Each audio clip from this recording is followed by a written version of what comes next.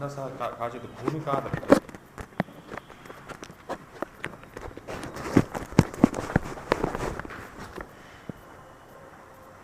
ह्यः कश्चन कीटः दंशनं कृतवान् अन्तः। सायङ्काले तत्र मार्गे गमनाय काले अन्तः प्रविष्टवान्, दंशनं कृतवान्।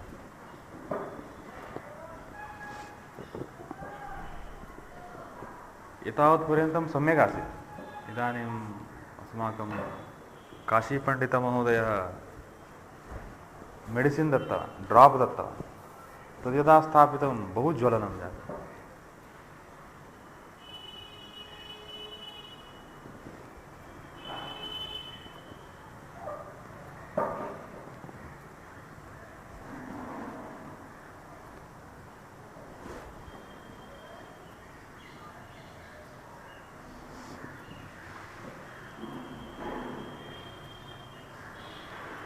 एकं साम्प्रदायिकं वाक्यमस्ति,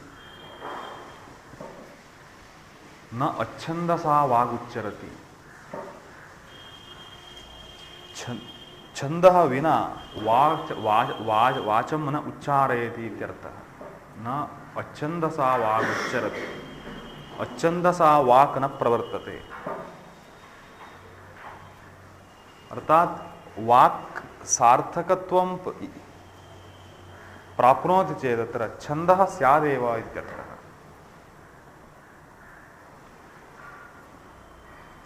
तत्र वृत्ररत्नाकरस्य प्रथमश्लोके एव म्यरस्तजब्नगैर्लान्तैः एभिः दशभिरक्षरैः समस्तं वाङ्मयं व्याप्तं त्रैलोक्यमिव विष्णुना इति वाक्यमस्ति। छन्दशास्त्रस्य भूमिकाभागे अयं प्रथमः श्लोकः अस्ति वा तथा? निरस्तजब्नगैर्लान्तैः एभिः दशभिरक्षरैः समस्तं वाङ्मयं व्याप्तं त्रैलोक्यमिव विष्णुना। तस्मात् छन्दसः व्यापकत्वं प्रतिपादयति। विष्णोर्व्यापकत्वम् इति वाक्यमस्ति। व्यापकः विष्णुः, छन्दः अपि तथैव व्यापकम् इति। यत्र यत्र वाक् भवति तत्र छन्दः वर्तते। छन्दः इति शब्दः निरुक्तशास्त्रे यास्कमुनिना इत्थमुच्यते, छन्दांसि छादनात्। निरुक्तस्य सूत्रमिदं, छन्दांसि छादनात्। आच्छादनं कुर्वन्ति, आवरणं कुर्वन्ति इति कारणात् छन्दः इति शब्दः। छन्दांसि, छन्दांसि छादनात्। वेदे मन्त्रः अपि अस्मिन् अर्थे प्रयुज्यते।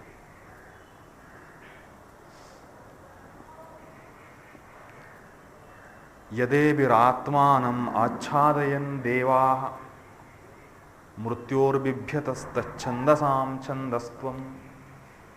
मृत्युतः भीताः देवाः छन्दोभिः आत्मानम् आच्छादयन्। छन्दोभिः आत्मानम् आच्छादितवन्तः। मृत्युतः भीताः देवाः, तच्छन्दसां छन्दस्त्वम्। तदेव छन्दसां छन्दस्त्वम्। यदेभिरात्मानमाच्छादयन् तच्छन्दसां छन्दस्त्वम् इत्यपि अन्यद्वाक्यमस्ति।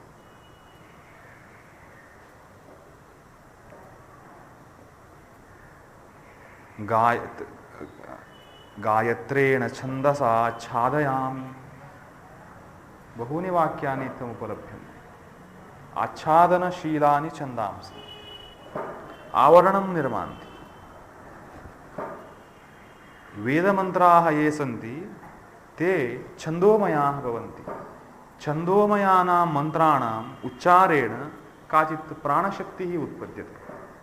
सा प्राणशक्तिः अस्मान् रक्षति। प्राणः नाम एषः वायुः न भवति। प्राणः नाम सर्वपदार्थेषु विद्यमानः तस्य सारभागः, तस्य प्राणः इति नाम। प्राणः नाम केवलं वायुः इत्यस्मिन् अर्थे नास्ति। एनर्जी इत्यस्मिन् अर्थे प्राणशब्दप्रयोगः अस्ति। अत एव प्राणमात्रा छन्दांसि इति मधुसूदनसरस्वती उक्तवान्। अतः किञ्चित् काचित् शक्तिः उत्पद्यते। शक्तिः तं जनम् आवृत्य तिष्ठति। शक्त्या सह संरक्षितो भवति। छन्दांसि छादयन्ति देवान् पापात् कर्मणः, पापात् कर्मणः छादयन्ति, पापात् कर्मणः रक्षणं कृत्वा आच्छादयन्ति इत्यर्थः। वेदमन्त्राः। अतः गायत्री मंत्रः इति यः अत्यन्तं प्रसिद्धः श्रेष्ठः मन्त्रः अस्ति, गायत्री मंत्रः वस्तुतः गायत्री देवताकः न भवति। गायत्री देवता तत्र नास्ति। देवता तत्र अस्ति सविता, सूर्यः, विश्वामित्रः ऋषिः, गायत्री छन्दः, सविता देवता, छन्दः गायत्री। देवता नास्ति, देवता सूर्यः।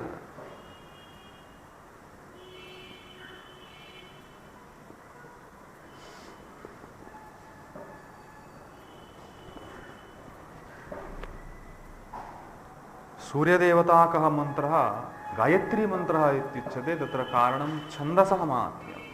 छन्दसः एव महत्वात् गायत्री मन्त्रः इति प्रसिद्धः। आवरणस्य तावत् माहात्म्यमस्ति, तेनैव वेदमन्त्राणामपि छन्दः इति शब्देन व्यवहारः।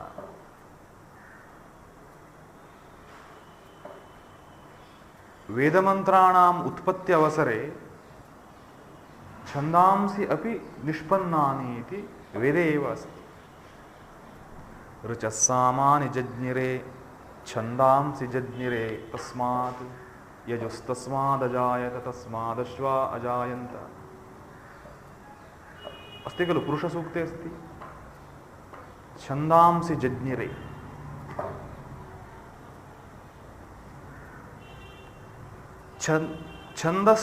छन्दः इति शब्दस्य छदिर् ऊर्जने इति धातुतः अपि निष्पादनमस्ति। छदिर् ऊर्जने, ऊर्जनं नाम बलदानं, पोषणं, शक्तिप्रदानं। तस्मिन् अर्थेऽप्यस्ति।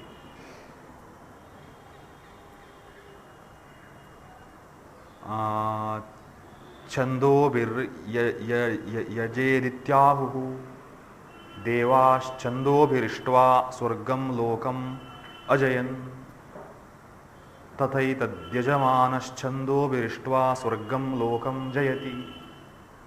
वेदमन्त्रः। यज्ञकर्ता छन्दोभिः इष्ट्वा यागं कृत्वा स्वर्गं लोकं जयति, स्वर्गलोकं प्राप्नोति इत्यर्थः। देवाः अपि छन्दोभिः इष्ट्वा स्वर्गं लोकम् अजयन्।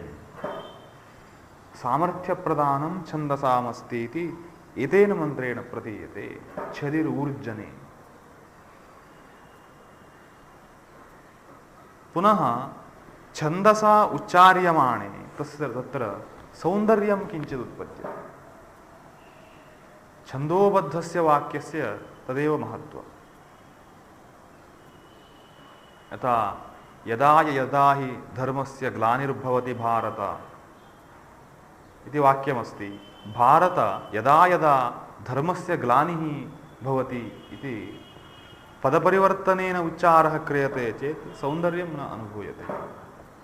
तस्मात् सौन्दर्यं नाम आह्लादः।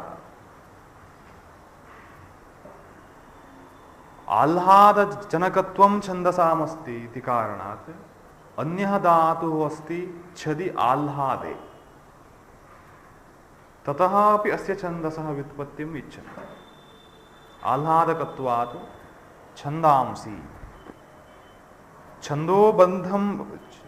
छन्दोबद्धं यद् वाक्यं भवति तत् किञ्चित् आह्लादं जनयति। एतत् सुन्दरमस्ति इति कथयन्ति।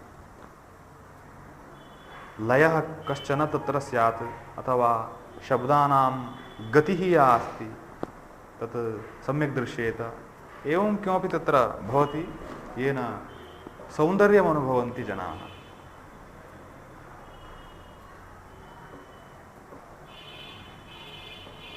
अतः छन्दसः किञ्चित् महत्त्वमस्ति, किन्तु छन्दशास्त्रस्य पारम्परिकं अध्ययनं सम्प्रति त्रुटितप्रायमस्ति, पुनः वैदिकछन्दसामध्ययनम् इदानीं नैव दृश्यते।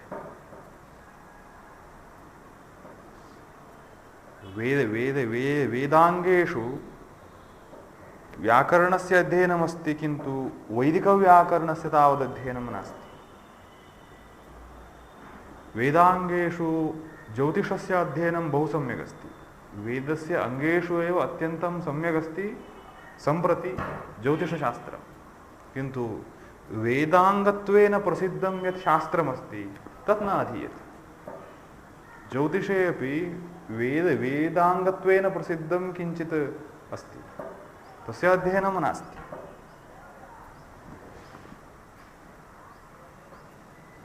निरुक्तस्य तावदध्ययनं न दृश्यते कुत्रापि। निरुक्त वेदिक यूनिवर्सिटी इति आन्ध्रप्रदेशे तिरुपतिक्षेत्रे अस्ति। तत्र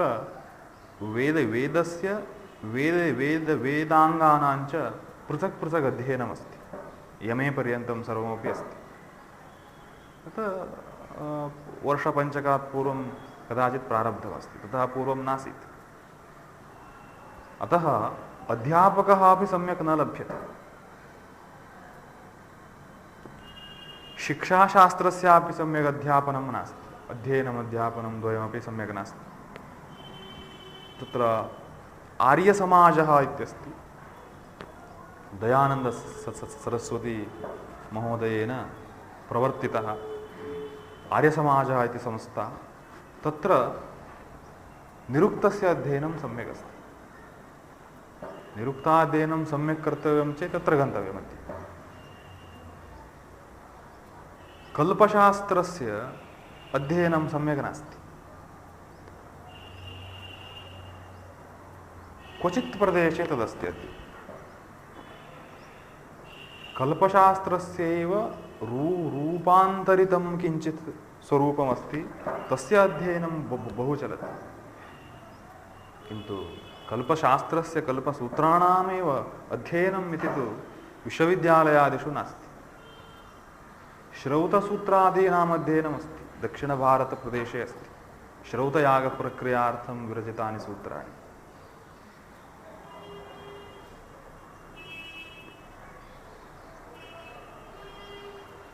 तादृशी एव स्थितिः छन्दसः अपि अस्ति। किन्तु अस्माकं ग्रन्थोपलब्धिदृष्ट्या लौकिकछन्दसां प्राचीनप्रयोगः वाल्मीकिरामायणे दृश्यते। लौकिकसंस्कृतस्य एव उत्तरकाले वृद्धिः दृष्टा इति कारणात् लौकिकछन्दसामेव वृद्धिः लोके दृश्यते ग्रन्थेषु। वैदिकछन्दांसि तु 7 प्रसिद्धानि सन्ति, गायत्री, उष्णिक् इत्यादीनि 7 छन्दांसि। लौकिकछन्दांसि सहस्रशः सन्ति। पुनः संस्कृतभाषां विहाय अन्यान्यदेशीयभाषासु अपि भिन्नभिन्नछन्दांसि विद्यन्ते।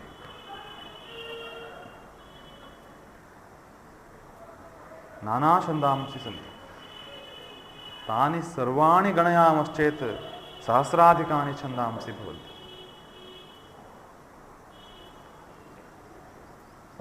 अर्थात् लौकिकछन्दांसि वेदोक्तानि न भवन्ति। वेदे यथा छन्दस्वरूपमस्ति तथा न स्वरूपं तेषां। स्वरूपं भिन्नम्। अर्थात् वैदिकछन्दांसि यानि सन्ति तेषाम् अनुकरणं कृत्वा कल्पितानि छन्दांसि। तेषां मूलग्रन्थः सम्प्रति अस्माकम् उपलभ्यमानः ग्रन्थः पिङ्गलच्छन्दसूत्रमेव। पिङ्गलछन्दसूत्रमिति ग्रन्थः अस्ति, अस्माकं ग्रन्थालयेऽप्यस्ति। अयं प्राचीनः ग्रन्थः अस्माकं दृष्ट्या। सः छन्दसूत्राणि विरचितवान् इति ज्ञायते। तस्य कालतः पूर्वकालेऽपि तानि छन्दांसि आसन् इति स्पष्टमेव। पिङ्गल महर्षिः एव छन्दांसि सृष्टवान् इति न। तस्य काले यानि छन्दांसि आसन् तेषां लक्षणपुरस्सरं प्रतिपादनं सः कृतवान्।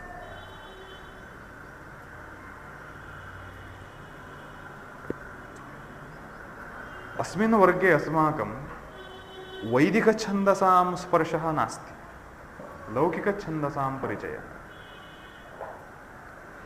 लौकिकछन्दांसि पौरुषेयग्रन्थेषु दृश्यन्ते।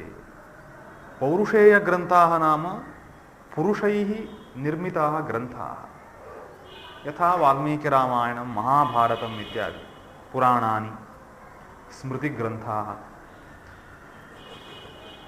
पौरुषेयग्रन्थाः। छन्दोबद्धानि वाक्यानि भवन्ति चेत् तत्र हृद्यता भवति। पुनः किञ्चित् संक्षेपेणापि प्रतिपादनं शक्यमस्ति। हृद्यता यदा भवति तदा तत् मनसि स्थिरं तिष्ठति। यदि तद् वाक्यं रम्यं न भवति तर्हि तत् दीर्घकालपर्यन्तं मनसि न तिष्ठति। अतः छन्दसां स्वीकारः कृतः। मनुसंहिताम् अवलोकयन्तु, याज्ञवल्क्यस्मृतिः, एवं नानास्मृतिग्रन्थाः सन्ति। 18 स्मृतयः प्रसिद्धाः, पुराणानि 18।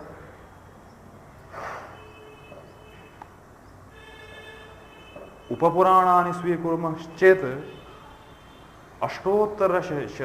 शताधिकानि पुराणानि लभ्यन्ते। तानि सर्वाणि छन्दोमयानि एव भवन्ति। छन्दसा एव तैः ग्रन्थ निर्माणं कृतमस्ति।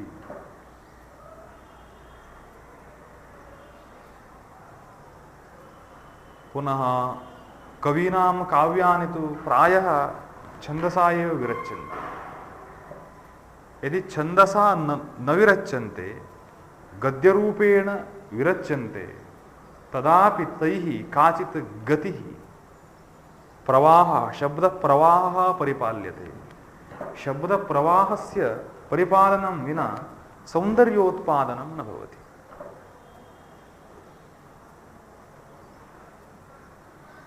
गद्यानि तथैव वर्तन्ते। भवन्तः बाणभट्टस्य ग्रन्थम् अवलोकयन्तु, अथवा यत्किञ्चित् चम्पूकाव्यम् अवलोकयन्तु।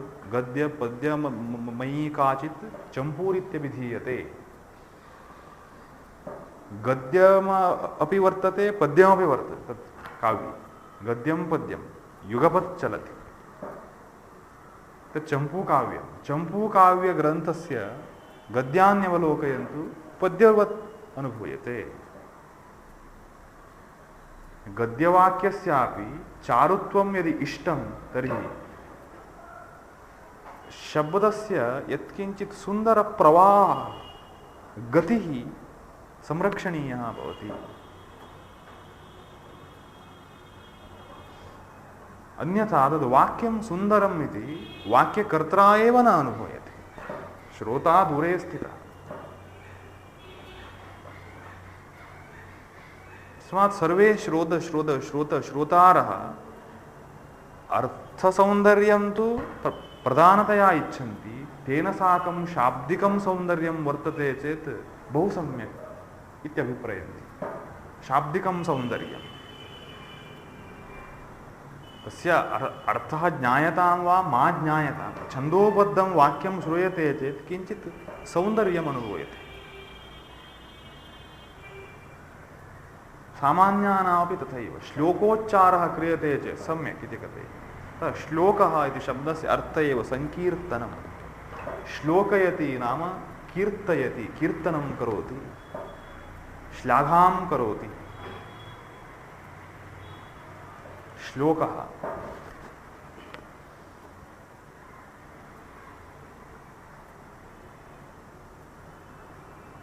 इदानीं ये ग्रन्थाः लभ्यन्ते तेषु ग्रन्थेषु लौकिकछन्दोमयः ग्रन्थः वाल्मीकिरामायणं, प्राचीनग्रन्थः। वाल्मीकिरामायणे छन्दसां प्रयोगः बहु सुन्दरः दृश्यते। वाल्मीकिरामायणात् परं तादृशसुष्ठु छन्दसां प्रयोगं कृतवान् कालिदासः। कालिदासात् परं तथा न दृश्यते।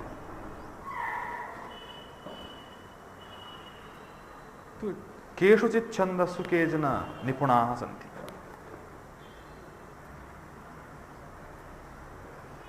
मालिनी छन्दसा पद्यं कर्तुं बहु समर्थः भवति भोजराजः माघः।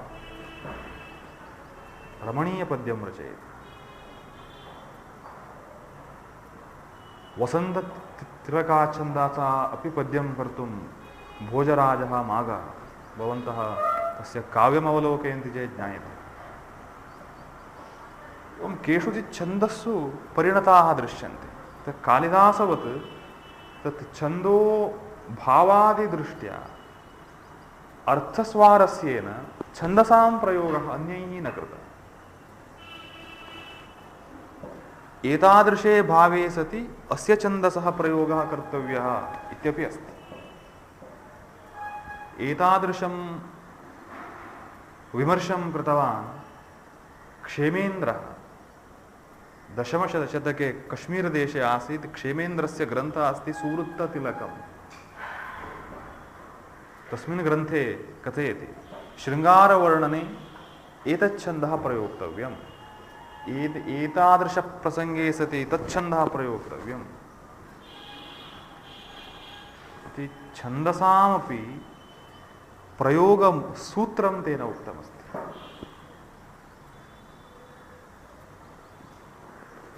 छन्दांसि तत्र निर्दिष्टशब्दानाम् आवरणं निर्मान्ति इति हेतोः सौन्दर्य उत्पादकानि भवन्ति।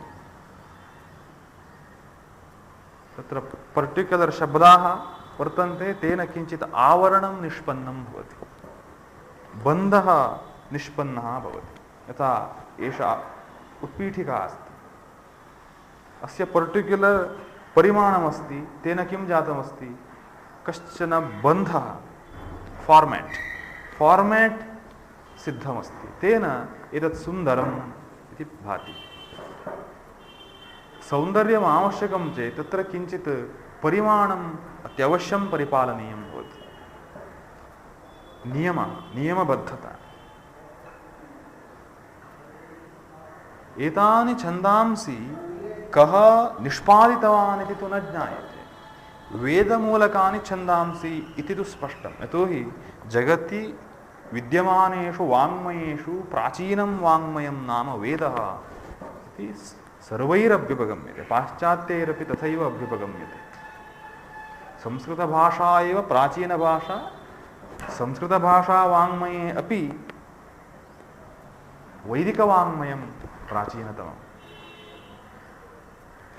तत्र छन्दसां प्रयोगः दृश्यते। किन्तु अस्माभिः कालस्य बौण्डरी क्रियते, कालस्य काचित् सीमा क्रियते।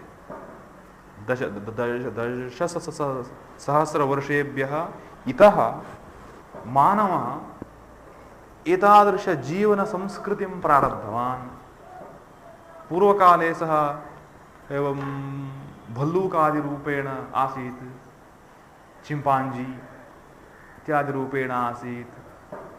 एतादृशं चिन्तयन्ति सामान्याः। किन्तु सः बुद्धौ विकासं प्राप्य एवं मानवीय जीवनं सम्प्रति यत् क्रियते अस्माभिः तत् कर्तुम् आरब्धवान् इत्यादिकम् उच्यते खलु।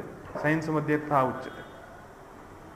एतादृशं सर्वं भाषणे सुन्दरं, कण्ठसौन्दर्यं, करताडनप्राप्तेः उपायः, अन्यत् किमपि नास्ति। एतावत्पर्यन्तं जीवन्तः पक्षिणः मर्कटाः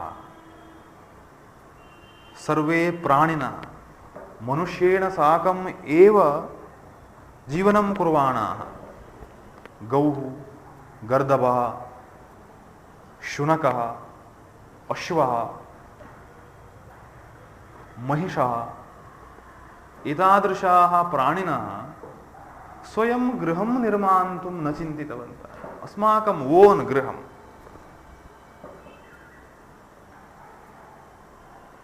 किमर्थम्?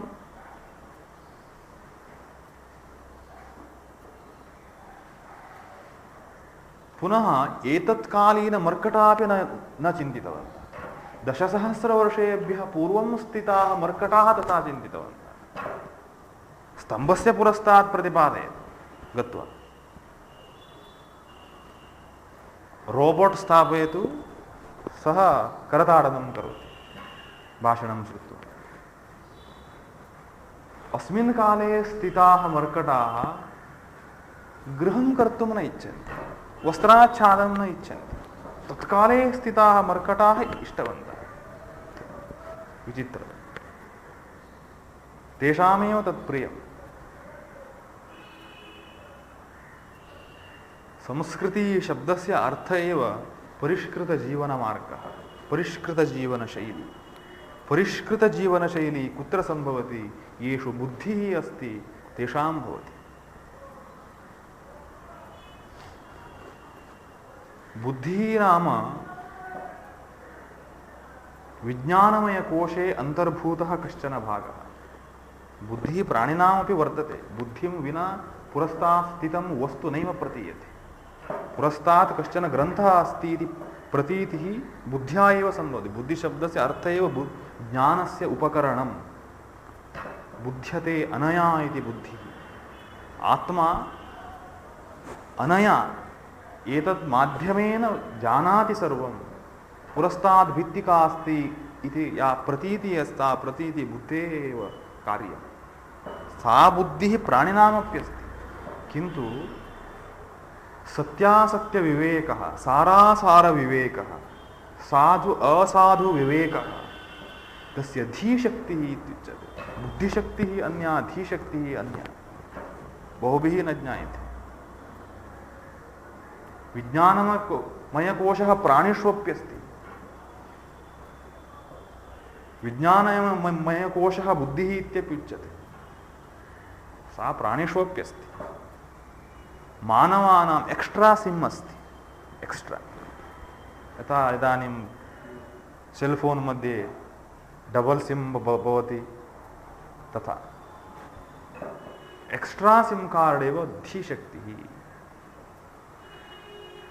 तया शक्त्या एव मानवः जीवनं संस्कृतवान्, परिष्कृतवान्। तस्मात् वयं यत्किञ्चित् खादामः चेत् तस्य परिष्कारं कुर्मः। वानरः यदि फलं लभते तर्हि तत् खादति। हस्तः सम्यक् अस्ति इति वा, अथवा फले कीटः अस्ति इति वा किमपि न पश्यति, झटिति खादति।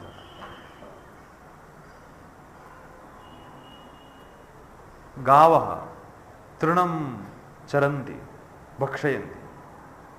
मानवः तथा न करोति। पक्षिणः अन्ये सर्वे तृणानि, धान्यानि, पत्राणि, वृक्षाणां पत्राण्यपि खादन्ति। वानराः पत्राणि खादन्ति। मनुष्याः अपि पत्राणि खादन्ति।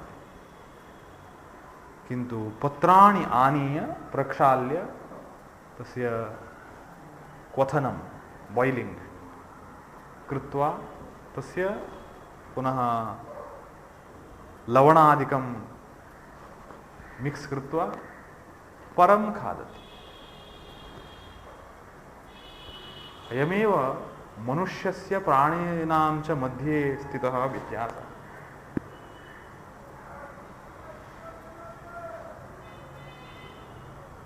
दशसहस्रवर्षेभ्यः वर्तमानानां वानराणां मनसि विकासः जातः।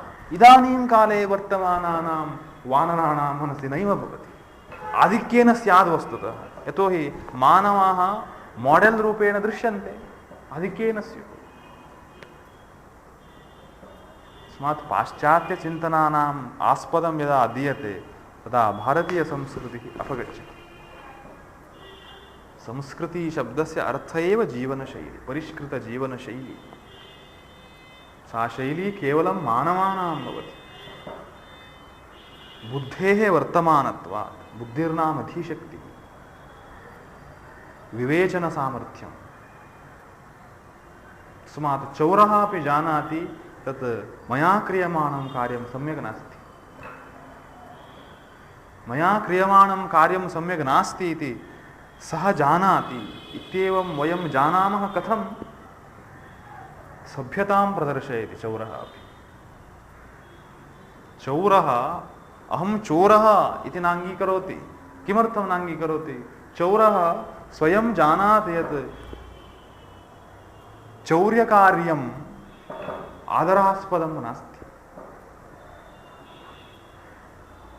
तस्मात् सर्वेषां मनसि किं साधु किं असाधु इति विवेकः अस्ति। नाचरति इति भिन्नं, विवेकस्तु एकवारं भवति। बुद्धिकार्यं बुद्धिकार्यम् अस्ति इति कारणादेव अस्माकं संस्कारसङ्ग्रहः भवति, कर्मसङ्ग्रहः भवति। पापपुण्यादिकर्मसङ्ग्रहः, प्राणिनां पापपुण्यादिकर्मसङ्ग्रहः नास्ति, भोगशरीराणि इत्युच्यन्ते। मानवजन्मनि अर्जितानां पापपुण्यादिकर्मणाम् अनुभवार्थम् अन्यदेहाः लभ्यन्ते। पापकर्माणि सन्ति चेत् पशु कीटादिजन्मानि, अन्यकर्माणि सन्ति चेत् मानवजन्म अथवा इतोपि उत्कृष्टं देवादिजन्म भवति। अन्यप्राणिषु पापपुण्यादिसम्भवः एव नास्ति, केवलं मानवजन्मनि एव। एकं मानवजन्म लभ्यते चेत् कोटिशः अन्यानि जन्मानि प्राप्तुं यावन्ति कर्माणि आवश्यकानि तावन्ति कर्माणि सङ्गृह्णाति। विश्वासार्हं कदाचित् न स्यात्, किन्तु एतद् वास्तविकम्। मानवजन्म बहु दुर्लभम्।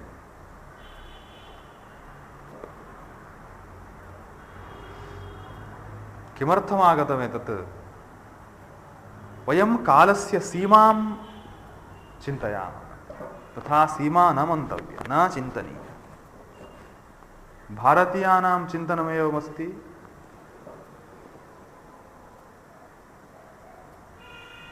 uh, 17,28,000 years कृतयुगस्य परिमाणम्।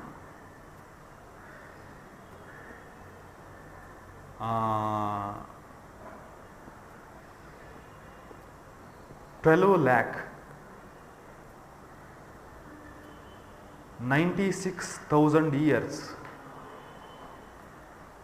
त्रेतायुगस्य परिमाणम्।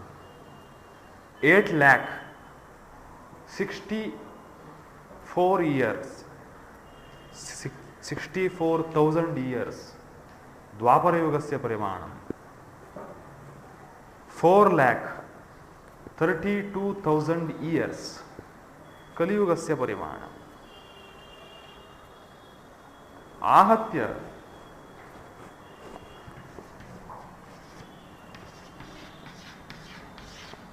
वर्षाणि भवन्ति। 43,20,000 years चतुर्णां युगानां परिमाणम्।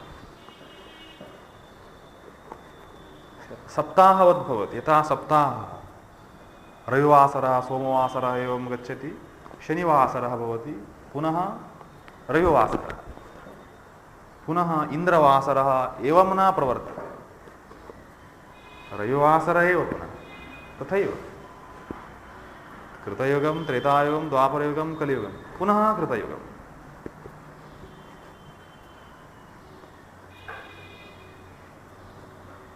एतादृशानि युगानि सहस्रवारम् आवर्तन्ते चेत् ब्रह्मणः एकः दिवाकाल, डे टाइम समाप्यते। सृष्टिकर्तुः ब्रह्मणः दिवाकालः युगानि सहस्रवारं रिपीट भवन्ति चेत् सहस्रवारं सहस्र युगपर्यन्तम् अहर्यत् ब्रह्मणो विदुः युगचक्राणां सहस्रम् तर्हि तादृशः रात्रिकालः अस्ति तेन ब्रह्मणः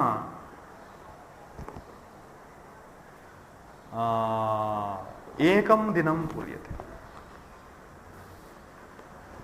तादृशानि दिनानि 30 भवन्ति चेत् एकः मासः पूर्यते तादृशाः मासाः 12 भवन्ति चेत् एकः संवत्सरः पूर्यते तादृशाः संवत्सराः 100 भवन्ति चेत् इदानीं कल्पनाशक्तिः न प्रवर्तते अस्माकं 100 प्रवर्तन्ते 100 संवत्सराः समाप्यन्ते चेत् सः ब्रह्मा मनमोहन सिंहवत् स्वस्थानं त्यक्त्वा गच्छति अपरः मोदी आगच्छति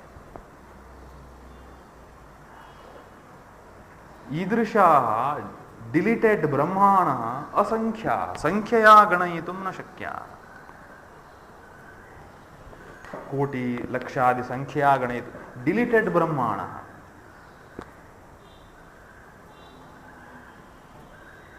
इदानीम् अस्माकं यः ब्रह्मा अस्ति अस्य 50 इयर्स् समाप्तानि सन्ति 51 चलति तत्र फर्स्ट डे मध्याह्नकालः अग्निहोत्रार्थं प्रवृत्तः अस्ति ब्रह्मा अग्निहोत्राचरणं कर्तव्यमस्ति मध्याह्नकाले प्रातः अस्ति मध्याह्ने सायम्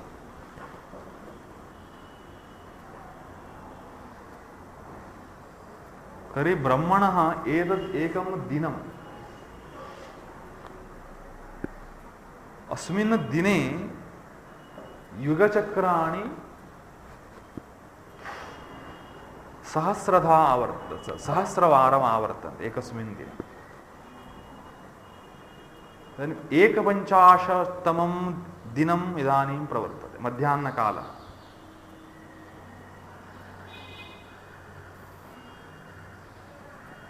एवम् अस्माकमस्ति अत्र इदानीं यथा अस्माकं संवत्सरः मासः पक्षः सप्ताहः इत्यस्ति दिवसः एवं तथैव अत्राप्यस्ति कल्पः मन्वन्तरः श्वेतवराह कल्पः इत्यस्ति इदानीं श्वेतवराह कल्पः कल्पस्य अवधिः सहस्रयुगचक्रम् कल्पः इत्युच्यते इदानीं प्रलयः भवति अस्य समाप्तेः परं प्रलयः भवति एकः कल्पः एकं दिनं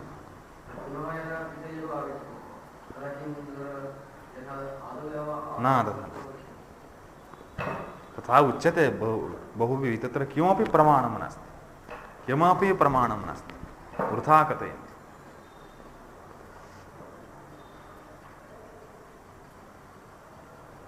पदव्यः सन्ति ब्रह्माण्डे काश्चन पदव्यः देवतानां स्थानं ब्रह्मा विष्णुः रुद्रः व्यासः इन्द्रः बृहस्पतिः एवं पदानि सन्ति चन्द्रः सूर्यः पदवी सा पदव्यां तु कश्चन तिष्ठति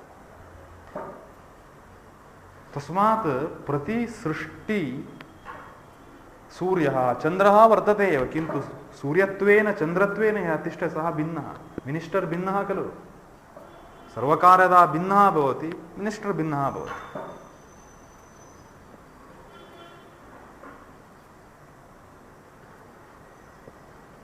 इदानीम् अस्मिन् कल्पे श्वेतवराह कल्पे सहस्रवारं युगचक्राणां रिपिटेशन् भवति इदानीं 28th युगचक्रं चलति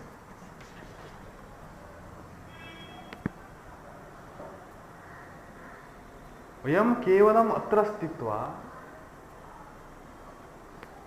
पिपीलिकायाः पादस्य अग्रभागः यः अणीयान् भागः अस्ति तावान् भागः अपि नास्ति अयं भागः। तत्र स्थित्वा 10,000 वर्षेभ्यः पूर्वं मानवाः एवं जाताः इति कथयन्ति चेत् किमेतत्?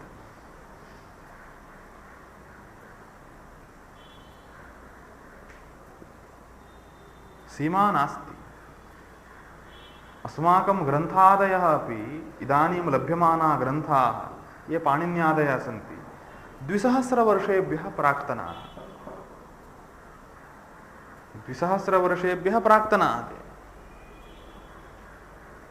वयं चिन्तयामः प्रथमः सः वैयाकरणः इत्युक्ते न प्रथमः।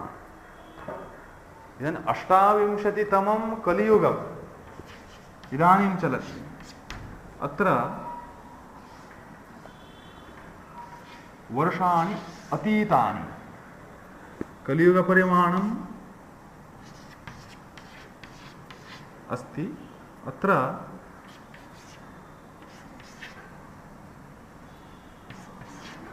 माइनस करोतु।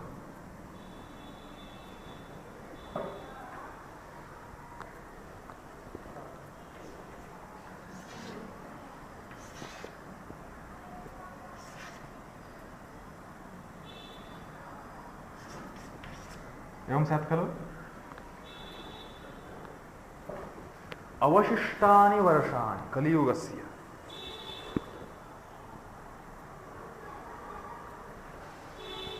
अवशिष्टानि वर्षाणि तावन्ति सन्ति। पुनः 29तमं कृतयुगम् आरभ्यते। इदानीम् अस्माभिः वाल्मीकिरामायणम् इति यदुच्यते, विमर्शकाः कथयन्ति वाल्मीकिरामायणं 3000 वर्षेभ्यः पूर्वम् आसीत्। विमर्शकानां तथा चिन्तनमस्ति। यदि 3000 वर्षेभ्यः पूर्वम् इति उच्यते, तथा त्रेतायुगम् एव तदा न भवति, द्वापरस्य अन्तकालः भवति, न कलियुगे एव भवति।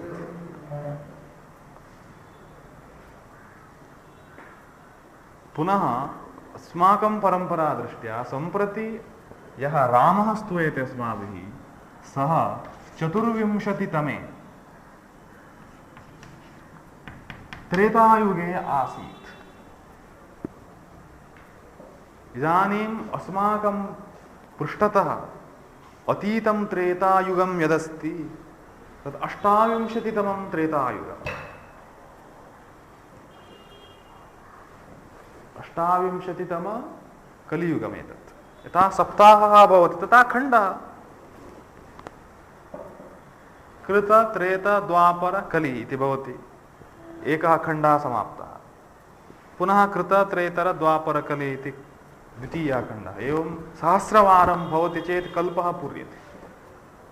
इदानीम् 28तमं कलियुगं नाम 28तमखण्डः अस्ति। इदानीम् अतिक्रान्तं त्रेतायुगं नाम 28तमं। श्रीरामः 24th तत्कलियुगे, श्रीकृष्णः गतद्वापरयुगीयः एव भवति।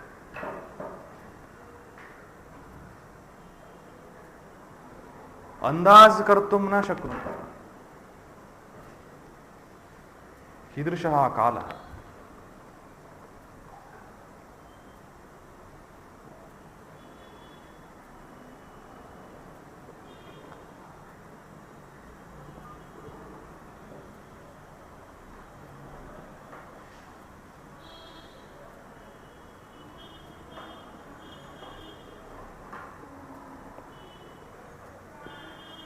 वयमत्र स्थित्वा मम अनुभवदृष्ट्या एवं उक्तं खलु, पिपीलिकायाः पादस्य अग्रभागस्य सूक्ष्मभागः यावान् स्यात् तस्यापि स्थानम् अस्माकं नास्ति।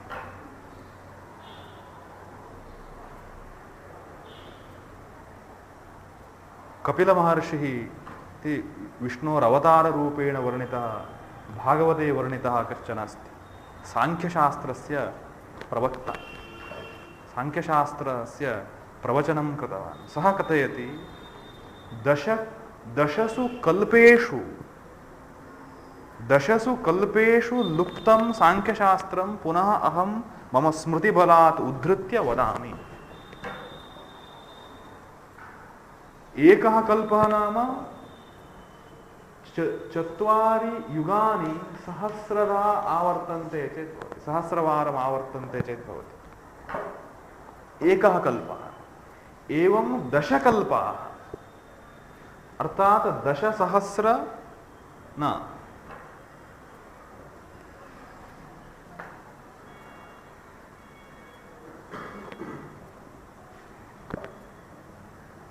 एकः कल्पः भवति एवं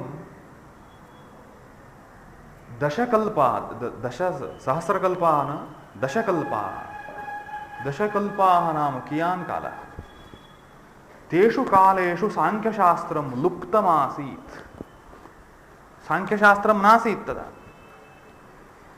तत् लुप्तं साङ्ख्यशास्त्रम् इदानीम् अस्मिन् काले वर्तमानानां जनानां कृते तेषां प्रारब्धकर्मदृष्ट्या तेषां कृते साङ्ख्यशास्त्रम् आवश्यकम् इति मत्वा भगवान् पुनः स्मृतिबलात् तत् शास्त्रम् उद्धृत्य उपदिशति।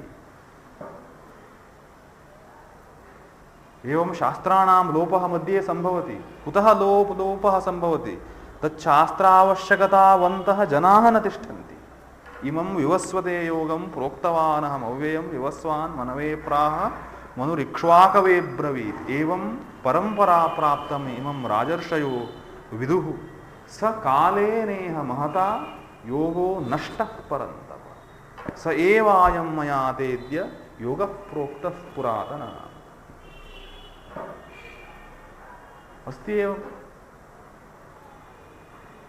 काले लोपः सम्भवति।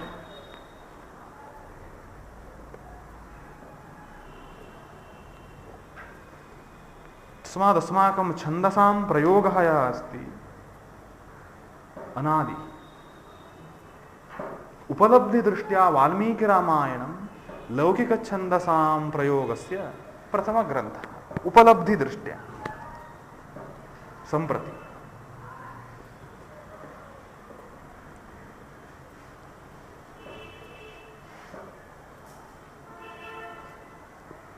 छन्दः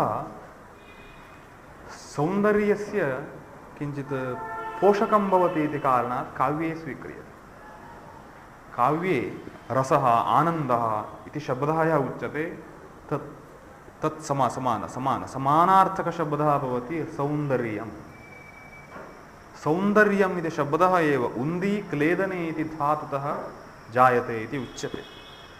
उन्दी क्लेदने क्लेदनं नाम आर्द्रीकरणं येन अस्माकम् आत्मा आर्द्रः इव आत्मानम् अनुभवति तत् सौन्दर्यम्। सुन्दरः आत्मा आत्मनः धर्मः सौन्दर्यम् आत्मनः आनन्दधर्मः सौन्दर्यम्। सौन्दर्यं वस्तुतः आत्मनः एव धर्मः। पुरस्तात् पर्वतं दृष्ट्वा पर्वतः सुन्दरः इति वयं वदामः, किन्तु सौन्दर्यानुभवः पर्वते सम्भवति वा? आत्मनि सम्भवति। सौन्दर्यानुभवस्य आवरणं यदस्ति तस्य भङ्गार्थं तत् पर्वतः उपकरणं भवति। आवरणभङ्गमात्रं करोति पर्वतः। आवरणभङ्गे सति स्वयं सुन्दरः आत्मा अनुभूयते। किन्तु बाह्यदृष्ट्या चिन्तकाः वयं पर्वतः सुन्दरः इति वदामः। पर्वतः न सुन्दरः। सौन्दर्य उद्घाटन स्वभावः पर्वते अस्ति। सौन्दर्य प्रतिबंधक आवरणं यदस्ति तन्निवारण स्वभावः पर्वते अस्ति। तस्मात् पर्वतः सुन्दरः इति अयं बाह्यो व्यवहारः न वास्तवव्यवहारः।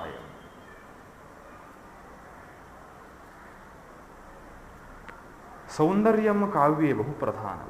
सौन्दर्यमलङ्कारः वामनस्य सूत्रम्। सौन्दर्यं कस्य न इष्टं? सर्वत्र सौन्दर्यमस्ति। आहारे विहारे वस्त्रे सर्वत्र सौन्दर्यम् आवश्यकं सर्वेषां। सौन्दर्यम् आनन्दः व्यत्यासः एव नास्ति।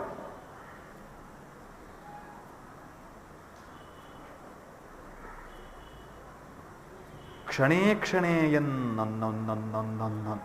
नवताम् उपैति तदेव रूपं रमणीयतायाः इति माघस्य वाक्यं। सौन्दर्यं प्रति बहु सम्यक् लक्षणमेव कृतवान्। क्षणे क्षणे यन्नवतामुपैति तदेव रूपं रमणीयतायाः दृष्टोऽपि शैलस्य मुहुर्मुरारेः अपूर्ववद्विस्मयमाददान्।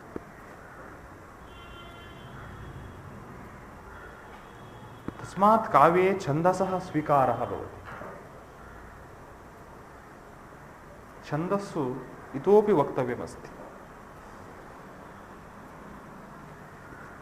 अग्रे पश्यामः।